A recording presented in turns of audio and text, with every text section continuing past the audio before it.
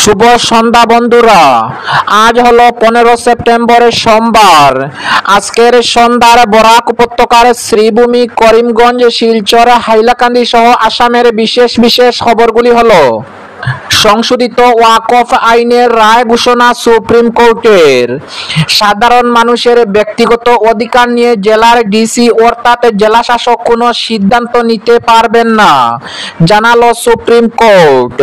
সংশোধিত ওয়াকফ আইন অনুযায়ী কোনো ব্যক্তিকে ওয়াকফে প্রতিষ্ঠা করতে হলে তাকে অন্তত 5 বছর ইসলাম ধর্ম পালন করতে হবে। বিস্তারিত থাকবে প্রতিবেদনে। অসমের গুয়াহাটির পল্টন বাজারে একটি গাড়ির ভেতর থেকে এক যুবকের মৃতদেহ উদ্ধার। 2 শিশুকে হত্যা করে চরমপন্থা মায়ের, নির্যাতনের অভিযোগ। নির্বাচনের রণকৌশল নিয়ে করিমগঞ্জ কংগ্রেসের সভা।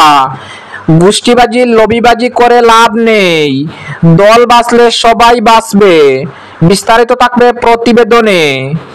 শিলচরের দলাইর 3 ব্লকের রোগীদের মধ্যে মুখ্যমন্ত্রীর ত্রাণ তহবিল থেকে চেক বন্টন এবং ভূমিকম্পে কেঁপে উঠল পুরো আসাম। নিজের জীবন বিপন্ন করে আইসিইউতে থাকা সদ্যজাত শিশুদের জীবন বাঁচাতে আগলে রাখলেন 2 নার্স। তাহলে বিস্তারিত খবরে যাওয়ার আগে অবশ্যই ভিডিওটিতে একটি লাইক দিয়ে চ্যানেলটি সাবস্ক্রাইব করে পাশের বেল আইকনটি বাজিয়ে রাখবেন এবং ফেসবুক পেজটি ফলো করে ভিডিওটি শেয়ার করবেন যাতে সঠিক খবরগুলি সবার কাছে পৌঁছাতে পারি। এবার শুনুন আজকের খবরের বিস্তারিত। প্রথম খবর, সংশোধিত ওয়াকফ আইনের রায় ঘোষণা ভারতের শীর্ষ আদালতে সুপ্রিম কোর্টের।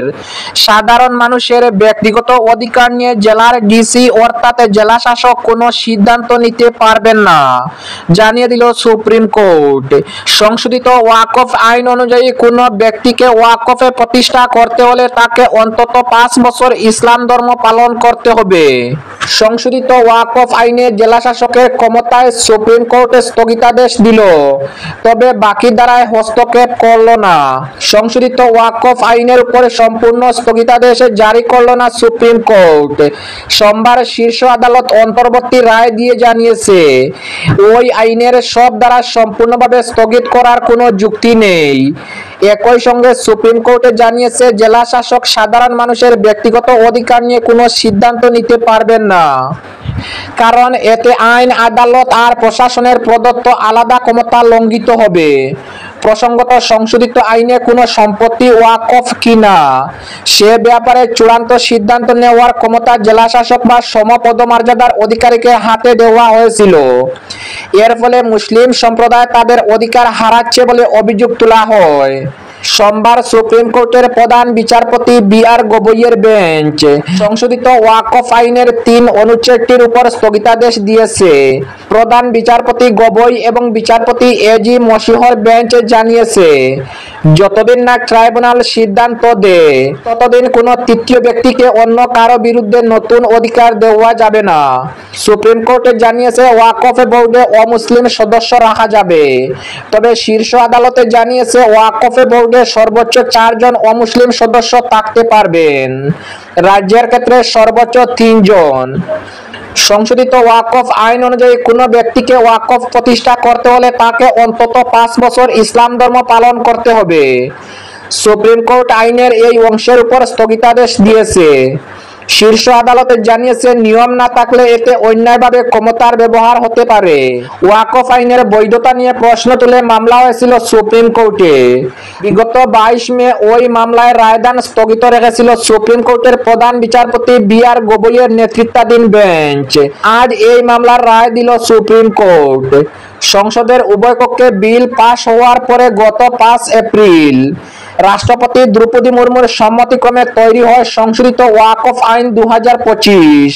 এর আগে মামলার শুনানির সময়ে সুপ্রিম কোর্টের প্রধান বিচারপতি জানিয়েছিলেন, সংশোধিত ওয়াকফ আইনের উপর স্থগিতাদেশ জারি হবে কিনা শুধু সেটি আদালত বিবেচনা করেছে। কেন স্থগিতাদেশ জারি করা উচিত নয় তা নিয়ে আদালতে সওয়াল করেছেন কেন্দ্রীয় সলিসিটর জেনারেল তুষার মেহতা। তার বক্তব্য ছিল কোনো প্রস্তাব নিয়ে আলোচনা করা যেতে পারে বলে এই নয় যে শুধু সেই কারণের জন্য আইনসভায় পাশ হওয়া এই আইনটির উপর স্থগিতাদেশ দেওয়া যায়। মামলাকারীর পক্ষে অন্যতম অভিযোগ ছিল সংশোধিত আইনের মাধ্যমে অমুসলিমদের ওয়াকফ তৈরির অধিকার কেড়ে নেওয়া হচ্ছে। যদিও সলিসিটর জেনারেল শীর্ষ আদালতে জানিয়েছিলেন ওয়াকফ তৈরি করা এবং ওয়াকফের সম্পত্তি দান করা ভিন্ন বিষয়। মেহতার বক্তব্য ছিল যদি কোনো হিন্দু মসজিদ তৈরি করতে চান তবে ওয়াকফ তৈরির কি দরকার, তিনি তো ট্রাস্ট তৈরি করে সেটি করতে পারবেন। অপরদিকে অসমের গৌহাটির পল্টন বাজারে একটি গাড়ির ভিতর থেকে এক যুবকের মৃতদেহ উদ্ধার। গৌহাটির পল্টন বাজারে গাড়ির ভেতর থেকে এক যুবকের মৃতদেহ উদ্ধার হয়েছে। আজ সোমবার সকালে রহস্যজনকভাবে রেল স্টেশনে পার্কিং লটে একটি গাড়িতে যুবকের মৃতদেহ পাওয়া যায়। মৃত যুবক বেহাটা চারিয়ালির মুক্তাপুরের দিরাজ ডেকা বলে পরিচয় পাওয়া যায়। গাড়ি চালিয়ে জীবিকা নির্বাহকারী দিরাজ ডেকার শরীরে আঘাতের চিহ্ন রয়েছে। এ ঘটনায় চাঞ্চল্য সৃষ্টি হয়েছে এলাকায়। আসল ঘটনার রহস্য এখন উদ্ঘাটিত হয়নি, তবে পুলিশ তদন্ত শুরু করেছে। অপরদিকে দুই শিশুকে হত্যা করে চরমপন্থা মায়ের, নির্যাতনের অভিযোগ। স্বামীর নির্যাতনে অতিষ্ঠ হয়ে দুই সন্তানকে হত্যা করে চরমপন্থা বেছে নিলেন মা। এই করুণ ঘটনাটি সংঘটিত হয় মেঘালয়ের টপসেন সিমেন্ট কোম্পানির আবাসনে। মূলত মৃত মহিলা কাছাড় জেলার বরতলি গ্রামের বাসিন্দা। এ ঘটনায় গোটা অঞ্চলে নেমে এসেছে শোকের ছায়া। মৃতরা হলেন রিপা দাস, বয়স 24, তার জ্যৈষ্ঠ কন্যা অর্পিতা দাস, বয়স 5 এবং 6 মাসের শিশু পঞ্চমী দাস। পরিবারের সূত্রে জানা যায় রবিবার দুপুরে আহার শেষে স্ত্রী ও সন্তানদের বাড়িতে রেখে কাজে বের হন স্বামী অর্পণ দাস। সন্ধ্যায় বাড়িতে এসে তিনি রিপা দাসকে ঘরের আড়ার সঙ্গে ঝুলন্ত অবস্থায় দেখতে পান। পাশাপাশি দুই কন্যা সন্তানকেও মৃত পাওয়া যায়। এক ঘটনার পর প্রাথমিক তদন্তে এটিকে আত্মহত্যা হিসাবে অনুমান করেছে পুলিশ। তবে শিশুদের মৃত্যুকে কেন্দ্র করে স্থানীয় মহলে উঠছে নানা প্রশ্ন। এদিকে অর্পিতার বাবা রতন দাস অভিযোগ করে বলেন তার মেয়ে দীর্ঘদিন ধরে স্বামী অর্পণ দাসের শারীরিক ও মানসিক নির্যাতনের শিকার হয়ে আসছিল। তিনি এও জানান মৃত্যুর কয়েক ঘন্টা আগে রিপা ফোনে তাকে জানিয়েছিল স্বামীর অত্যাচারে অতিষ্ঠ হয়ে সে বাড়ি ফিরতে চায়, কিন্তু বাড়ি ফেরার আগেই এই চরমপন্থা বেছে নেয়। এই হৃদয় বিদারক ঘটনায় বড়ইতলী ও কাটিগড়া অঞ্চলে নেমে এসেছে গভীর শোকের ছায়া।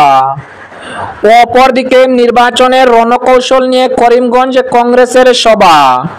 গোষ্ঠীবাজি লবিবাজিতে লাভ নেই, দল বাঁচলে সবাই বাঁচব।